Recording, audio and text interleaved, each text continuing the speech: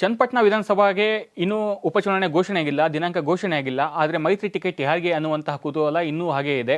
ಏಕೆಂತಂದರೆ ಮೈತ್ರಿ ಟಿಕೆಟ್ಗಾಗಿ ಸಿ.ಪಿ. ಯೋಗೇಶ್ವರ್ ಹಾಗೆ ಕ್ಷೇತ್ರವನ್ನು ಉಳಿಸಿಕೊಳ್ಳೋದಕ್ಕೆ ಎಚ್.ಡಿ. ಕುಮಾರಸ್ವಾಮಿ ಅವರು ಕಸರತ್ತನ್ನು ನಡೆಸಿರುವಂಥದ್ದು. ಇದೀಗ ರಾಜಕಾರಣ ಬಿಟ್ಟು ಈಗ ದೆಹಲಿ ಅಂಗಳಕ್ಕೆ ಹೋಗಿರುವಂಥದ್ದು.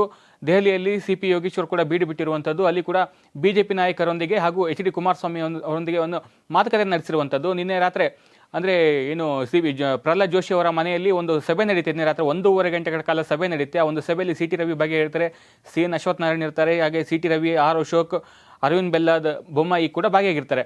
ಈ ಒಂದು ಸಭೆಯಲ್ಲಿ ಎಚ್.ಡಿ. ಕುಮಾರಸ್ವಾಮಿ ಕೂಡ ಬರ್ತಾರೆ. ಈ ಒಂದು ವೇಳೆಯಲ್ಲಿ ಬಿಜೆಪಿ ನಾಯಕರು ಹೇಳ್ತಾರಂತೆ, ಈ ಒಂದು ಕ್ಷೇತ್ರನ ಬಿಜೆಪಿಗೆ ಬಿಟ್ಕೊಟ್ರೆ, ಅಂದರೆ ಸಿ.ಪಿ. ಯೋಗೇಶ್ವರ್ಗೆ ಟಿಕೆಟ್ ಕೊಟ್ಟರೆ ಸುಲಭ ಗೆಲ್ಬೋದು, ಇಲ್ಲದ್ರೆ ಗೆಲುವು ಕಷ್ಟ ಆಗುತ್ತೆ, ತ್ರಿಕೋನ ಸ್ಪರ್ಧೆ ಆಗುತ್ತೆ ಅನ್ನುವಂಥ ಅಭಿಪ್ರಾಯವನ್ನು ಬಿಜೆಪಿ ನಾಯಕರು ಹೇಳ್ತಾರಂತೆ. ಮನವೊಲಿಸಕ್ಕೆ ಟ್ರೈ ಮಾಡ್ತಾರೆ ಎಚ್.ಡಿ. ಕುಮಾರಸ್ವಾಮಿ ಅವರಿಗೆ. ಬಟ್ ಎಚ್.ಡಿ.ಕೆ ಹೇಳ್ತಾರಂತೆ, ಇದು ನನ್ನ ಕ್ಷೇತ್ರ, 2 ಸಲ ಗೆದ್ದಿದ್ದೀನಿ, ಅಲ್ಲಿ ಕ್ಷೇತ್ರನ ಅಷ್ಟು ಸುಲಭವಾಗಿ ಬಿಟ್ಕೊಡೋಕ್ಕೆ ಸಾಧ್ಯ ಇಲ್ಲ. ಯಾಕಂದರೆ ಅಲ್ಲಿ ನಮ್ಮ ಕಾರ್ಯಕರ್ತರೇ, ನಮ್ಮ ಮತಗಳು ಹೆಚ್ಚಾಗಿದೆ ಅಲ್ಲಿ. ಇದೇ ಕಾರಣಕ್ಕೆ ನಾನು ಹೈಕಮಾಂಡ್ ಜೊತೆ ಮಾತಾಡ್ತೀನಿ. ಇನ್ನು ಚುನಾವಣೆ ಘೋಷಣೆ ಆಗಿಲ್ಲ. ಚುನಾವಣೆ ಘೋಷಣೆ ಆದ ನಂತರ ಇದ್ರ ಬಗ್ಗೆ ಹೈಕಮಾಂಡ್ ಏನು ತೀರ್ಮಾನ ತೆಗೆದುಕೊಳ್ತೋ ಅದ್ರ ಪ್ರಕಾರ ಹೋಗೋಣ. ಯಾಕಂದರೆ JDS ಕಾರ್ಯಕರ್ತರು ಕೂಡ ಇಂಪಾರ್ಟೆಂಟ್. ಅವರ ಕಾರ್ಯಕರ್ತರ ಅಭಿಪ್ರಾಯವನ್ನು ಏನಿರುತ್ತೆ ಅದರ ನಿರ್ಧಾರದ ಮೇಲೆ ಮುಂದೆ ನಡೆಯನ್ನು ನೋಡೋಣ ಅನ್ನುವಂಥದ್ದು ಎಚ್.ಡಿ. ಕುಮಾರಸ್ವಾಮಿ ಅವರ ಅಭಿಪ್ರಾಯ ಆಗಿರುವಂಥದ್ದು. ಅಲ್ಲದೆ ಏನಂತಂದರೆ ಸಿ.ಪಿ. ಯೋಗೇಶ್ವರ್ ದೆಹಲಿಯಲ್ಲಿ ಹೈಕಮಾಂಡ್ ನಾಯಕರ ಮುಂದೆ ಒಂದು 3 ಆಯ್ಕೆಗಳನ್ನು ಇಟ್ಟಿರುವಂಥದ್ದು. ಹಾಗಾದರೆ ಏನು ಸಿ.ಪಿ. ಯೋಗೇಶ್ವರ್ ಅವರ ಮುಂದಿನ ಆಯ್ಕೆಗಳೇನು, 3 ಆಯ್ಕೆಗಳು ಏನು ಅದನ್ನು ನೋಡೋದಾದರೆ, ಒಂದನೇ ಆಯ್ಕೆ, ಈ ಕ್ಷೇತ್ರವನ್ನು JDS ಅಭ್ಯರ್ಥಿಯನ್ನೇ ಕಣಕ್ಕಿಳಿಸಬೇಕು ಅಂತಾದರೆ ನಾನು ಆ ಪಕ್ಷದ ಅಭ್ಯರ್ಥಿಯಾಗಿ ಸ್ಪರ್ಧೆ ಮಾಡ್ತೀನಿ ಅಂತ ಸಿ.ಪಿ. ಯೋಗೇಶ್ವರ್ ಹೇಳಿದ್ದಾರೆ. ಅಂದರೆ ಇಲ್ಲಿ ಎಚ್.ಡಿ. ಕುಮಾರಸ್ವಾಮಿ ಹೇಳ್ತಾರೆ, ಅದು JDS ಭದ್ರಕೋಟೆ, JDS ಕ್ಷೇತ್ರ, ಹಾಗಾಗಿ ಬಿಟ್ಕೊಳಕ್ಕೆ ಸಾಧ್ಯ ಇಲ್ಲ ಅನ್ನುವಂಥದ್ದು ಕುಮಾರಸ್ವಾಮಿ ಅವರು ಹೇಳ್ತಿರುವಂಥದ್ದು. ಹೀಗಾಗಿ ಒಂದು ವೇಳೆ ಮೈತ್ರಿ ಟಿಕೆಟನ್ನು JDSಗೆ ಕೊಡಬೇಕು ಅನ್ನೋದಾದರೆ ನಾನು JDSಗೆ ಸೇರಿ ನಾನು ಗೆಲ್ತೀನಿ, ನಾನು ಶಾಸಕನಾಗ್ತೀನಿ ಅನ್ನುವಂಥದ್ದು ಸಿ.ಪಿ. ಯೋಗೇಶ್ವರ್ ಅವರ ಒಂದು ಆಯ್ಕೆ. ಎರಡನೇ ಆಯ್ಕೆ ಏನು ಅಂತಂದರೆ, ಒಂದು ವೇಳೆ JDS ತನ್ನ ಪಟ್ಟನ್ನು ಬಿಡದಿದ್ರೆ ಆಗ ಯಾರ ಶಕ್ತಿ ಏನು ಎಂಬುದನ್ನು ತೋರಿಸ್ಬೇಕಾಗತ್ತೆ. ಆಗ ತ್ರಿಕೋನ ಸ್ಪರ್ಧೆ ಆಗುತ್ತೆ, ನಾನು ಕೂಡ ಚುನಾವಣೆ ಸ್ಪರ್ಧೆ ಮಾಡೋದು ಪಕ್ಕ ಅನ್ನುವಂಥದ್ದನ್ನು ಸಿ.ಪಿ. ಯೋಗೇಶ್ವರ್ ಹೇಳಿರೋದು. ಈ ಮೂಲಕ ಏನು ಅಂತಂದರೆ, ಮೈತ್ರಿ ಟಿಕೆಟ್ ಸಿಕ್ಕರೂ ಅಷ್ಟೇ ಬಿಟ್ಟರೂ ಅಷ್ಟೇ ನನ್ನ ಸ್ಪರ್ಧೆ ಗ್ಯಾರಂಟಿ ಅನ್ನುವಂಥ ಸೂಚನೆಯನ್ನು ಸಿ.ಪಿ. ಯೋಗೇಶ್ವರ್ ಕೊಟ್ಟಿರುವಂಥದ್ದು.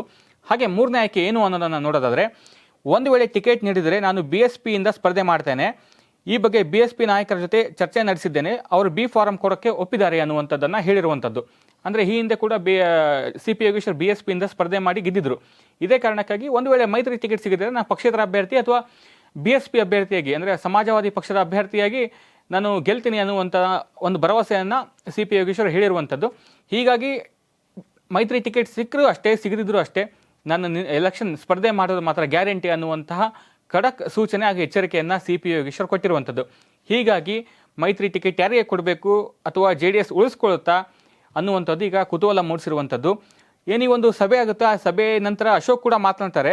ಏನು ಅಂತಂದರೆ, BJP JDS ಒಟ್ಟಾಗಿ ಹೋದರೆ ಇಬ್ಬರಿಗೂ ಲಾಭ ಆಗುತ್ತೆ, ಇಲ್ಲದೇ ಇದ್ದರೆ ಒಂದಿಷ್ಟು ಕಷ್ಟ ಆಗುತ್ತೆ. ಈ ಬಗ್ಗೆ ಹೈಕಮಾಂಡ್ ಅಂತಿಮ ತೀರ್ಮಾನ ಮಾಡುತ್ತೆ, ಚುನಾವಣೆ ಗೆಲ್ಲಬೇಕು ಅನ್ನೋದು ನಮ್ಮ ಉದ್ದೇಶ ಆಗಿದೆ ಅನ್ನುವಂಥದ್ದು ಆರೋಷಕ್ಕೆ ಹೇಳಿದರೆ ಖಂಡಿತ ಹೌದು. ಏಕೆಂತಂದರೆ ಒಂದು ಚುನಾವಣೆ ಚನ್ನಪಟ್ಟಣನ ಗೆಲ್ಲಬೇಕು ಅಂತಂದರೆ BJP JDS ಎರಡೂ ಒಟ್ಟಾಗಿ ಹೋಗಲೇಬೇಕಾಗತ್ತೆ. ಇಲ್ಲದೇ ಇದ್ದರೆ ಸಿ.ಪಿ. ಯೋಗೇಶ್ ಪಕ್ಷೇತರವಾಗಿ ನಿಂತರೆ ತ್ರಿಕೋನ ಸ್ಪರ್ಧೆ ಏರ್ಪಡುತ್ತೆ. ಹೀಗಾಗಿ BJP ಹೈಕಮಾಂಡ್ ಯಾವ ನಿರ್ಧಾರ ತೆಗೆದುಕೊಳ್ಳುತ್ತೆ, ಎಚ್.ಡಿ. ಕುಮಾರಸ್ವಾಮಿ ಯಾವ ನಿರ್ಧಾರಕ್ಕೆ ಬರ್ತಾರೆ ಅನ್ನೋದು ಇಲ್ಲಿ ಮುಖ್ಯ ಆಗಿರುವಂಥದ್ದು. ಇನ್ನೊಂದಿಷ್ಟು ಮೂಲಗಳ ಮಾಹಿತಿ ಪ್ರಕಾರ ಏನಂದರೆ, ಒಂದಿಷ್ಟು JDS ನಾಯಕರು ಕೂಡ ಸಿ.ಪಿ. ಯೋಗೇಶ್ವರ್ ಚುನಾವಣೆಗೆ ನಿಲ್ಲಿ, ಅವರನ್ನೇ ಮೈತ್ರಿ ಅಭ್ಯರ್ಥಿಗೆ ಮಾಡೋಣ ಅಂತ ಎಚ್.ಡಿ. ಕುಮಾರಸ್ವಾಮಿ ಅವರಿಗೆ ಹೇಳಿರುವಂಥದ್ದು. ಬಟ್ ಇದಕ್ಕೆ ಎಚ್.ಡಿ. ಕುಮಾರಸ್ವಾಮಿ ಒಪ್ಪಿಲ್ಲ ಅನ್ನುವಂಥ ಮಾಹಿತಿ ಕೂಡ ನಮಗೆ ಲಭ್ಯವಾಗಿರುವಂಥದ್ದು. ಒಟ್ಟಿನಲ್ಲಿ ಚನ್ನಪಟ್ಟಣ ವಿಧಾನಸಭಾ ಕ್ಷೇತ್ರ ಉಪಚುನಾವಣೆ ಸಾಕಷ್ಟು ರಂಗೇರ್ತಾ ಟಿಕೆಟ್ ಹಂಚಿಕೆ ವಿಚಾರವಾಗಿ ಯಾರ್ಯಾರಿಗೆ ಸಿಗುತ್ತೆ ಟಿಕೆಟ್ ಅನ್ನುವಂಥದ್ದು ಕುತೂಹಲ ಮೂಡಿಸಿರುವಂಥದ್ದು. ಒಂದು ಕಡೆ ಸಿ.ಪಿ. ಯೋಗೇಶ್ವರ್ ಮೈತ್ರಿ ಅಭ್ಯರ್ಥಿ ಆದರೆ ಗೆಲುವು ಸುಲಭ ಆಗುತ್ತೆ, ಇಲ್ಲದೇ ಇದ್ದರೆ ಮೈತ್ರಿ ಅಭ್ಯರ್ಥಿ ಗೆಲುವು ಕಷ್ಟ ಆಗುತ್ತೆ. ಒಂದು ಕಡೆ ಕಾಂಗ್ರೆಸ್ ಕೂಡ ಸ್ಪರ್ಧೆ ಮಾಡೋದು ಖಚಿತ ಆಗಿದೆ. ಈಗಾಗಲೇ DK ಶಿವಕುಮಾರ್ ಅವರು ಸಾಲು ಸಭೆಗಳನ್ನು ಕ್ಷೇತ್ರದಲ್ಲಿ ಮಾಡಿರುವಂಥದ್ದು. ಇದೇ ಕಾರಣಕ್ಕಾಗಿ ಮೈತ್ರಿ ಯಾವ ಒಂದು ನಿರ್ಧಾರ ತೆಗೆದುಕೊಳ್ಳುತ್ತೆ ಅನ್ನುವಂಥದ್ದು ಮುಖ್ಯವಾಗಿರುವಂಥದ್ದು.